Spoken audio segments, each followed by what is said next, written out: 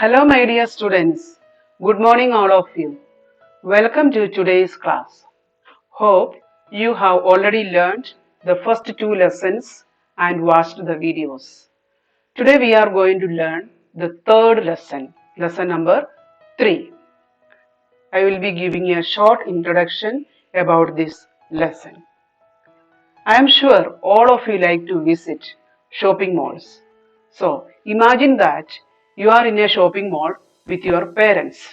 Now your mother wants to buy some groceries and your father wants to look at some paintings and you want to buy some music DVDs for yourself.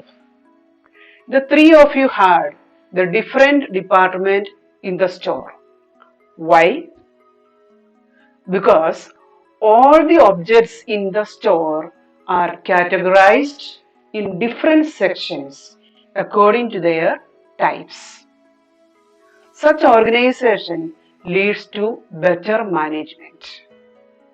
In this lesson, we are going to learn the basis of classification. So, the name of lesson 3 is Classification of Materials. Classification of materials. Materials means different things. Now, what is the meaning of classification?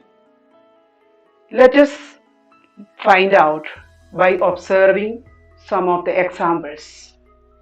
Here I have got some coins. Look at those coins. Variety of coins are there. I don't know the value of those coins. So, I am going to group them into 1 rupee coins, 2 rupee coin, 5 rupee coin and 10 rupee coins. By grouping these coins according to their value, our job will become easier and we have classified them on the basis of their value. So by counting, we will get the total value of that. Now, another example. All of you like to go to a school library and all of you will be asking for different books. Some of you may ask for storybooks, some of you may ask for comics, some of you may ask for magazines, and the higher class students and the teachers ask for reference book. Now look at this cupboard. Science book is arranged, English books are arranged, the story books are arranged according to the classes or the subjects. Another example I will tell you about the living things around us, that is plants and animals. Are they looking the same?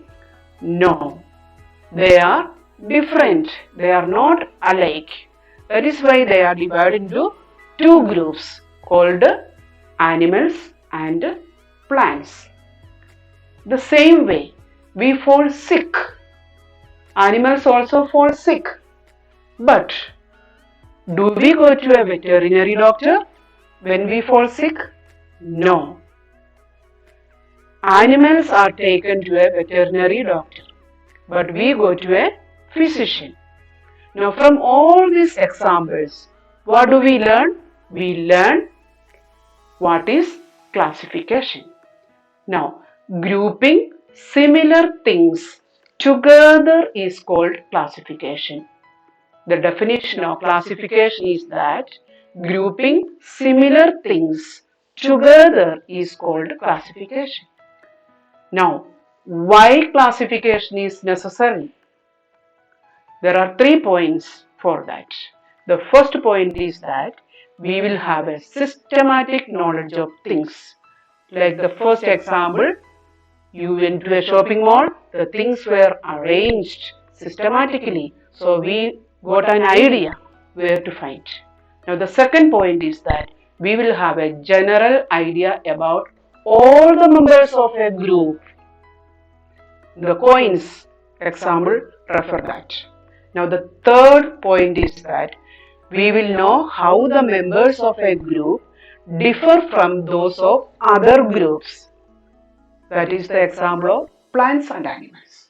They are common as living beings, but they are different. So, please learn the definition of classification and why classification is necessary. And for today's assignment, I just want you to go around your house and find out how the things are arranged in the kitchen, in the dining room, in your bedroom, etc. etc.